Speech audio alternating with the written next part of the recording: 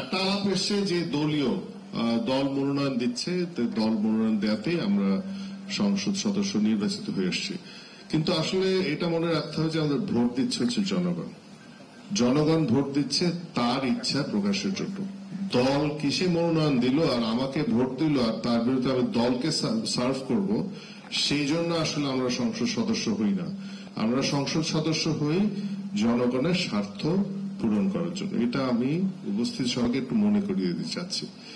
আমাদের দলীয় বক্তব্যটা হচ্ছে যে আমরা একমত, কিন্তু আমাদের দুইটা জায়গায় আমাদের সমস্যা আছে। সেটা হচ্ছে আমরা মনে করি সংবিধান সংশোধনের ব্যাপারে আসলে একজন সংসদ সদস্যদের নিরপেক্ষভাবে তার যে মতামত, তার যে কনস্টিটুয়েন্সি যে মতামত, সেটা আসলে প্রকাশ করা উচিত।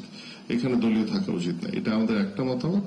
দ্বিতীয় হচ্ছে আস্থা ভোটের ক্ষেত্রে আমার কাছে মনে হয় যে হর্স ট্রেডিং বা যেটা হয় নিশ্চয়ই সেটা হয়, কিন্তু ওই প্রধানমন্ত্রী হিসেবে যিনি নির্বাচিত হয় ওনাকে 5 বছরের জন্য ফ্রি পাস আমরা দেওয়ার পক্ষে না। সুতরাং আস্থা ভোট দলীয় ক্ষেত্রে যে সরকার চেঞ্জ হয়েছে সেটা না, ব্যক্তির ক্ষেত্রে সেখানে আসলে আমরা মনে করি যে 70 ধারা বলবৎ নাও থাকতে পারে। এটা হচ্ছে আমাদের প্রশ্ন। ধন্যবাদ।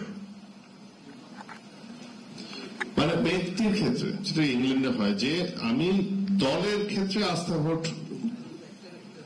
শুধু না, আমি বলছি না অর্থবিল এবং আস্থা ভোটের ক্ষেত্রে ব্যক্তির বিরুদ্ধে না, শুধু দলের বিরুদ্ধে আস্থা ভোটের ক্ষেত্রে 70 ধারা থাকবে যাতে আমাদের স্টেবিলিটি থাকে। কিন্তু যদি যিনি দলীয় প্রধান ও প্রধানমন্ত্রী তাকে আমরা পরিবর্তন করতে চাই কোন নৈতিক অপেক্ষা বা যে জন্য হয়, সেটা আমরা করতে পারবো। তাতে আমাদের গভর্নমেন্ট চেঞ্জ হচ্ছে না, কিন্তু আমাদের দলীয় প্রধান ও প্রধানমন্ত্রী চেঞ্জ হতে পারে। তখন একটা সংসদের ভিতর থেকে নতুন কোন প্রধানমন্ত্রী একই দলের সেটা আসতে পারে। সেটা থাকলে সেই রক্ষা কবচটা থাকলে প্রধানমন্ত্রী যিনি হবেন তিনি আসলে ভাবতে পারবেন না যে আমি এখন স্বৈরাচার, আমি যেমন হয় তা করব। হ্যাঁ, মানে যেহেতু আমার দলের আস্থা ভোট আছে, আমারও আস্থা ভোট আছে, কিন্তু এমন হতে পারে যে দল মনে করতেই পারে যে যিনি প্রধানমন্ত্রী হয়ে এসছেন তিনি আসলে আর রাষ্ট্রকে জনগণকে রিপ্রেজেন্ট করছেন না।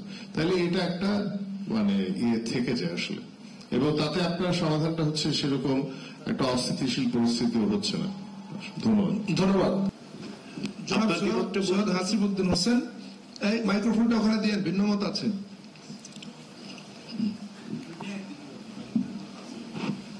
আমার মনে হয় পদ্ধতিটা কি হবে আসলে ঐকমত্যে আসার, এই আলাপটা আসলে আমি প্রস্তাব করব যে এই আলাপটা আমাদেরকে আরেকটু পরিষ্কারভাবে করা উচিত।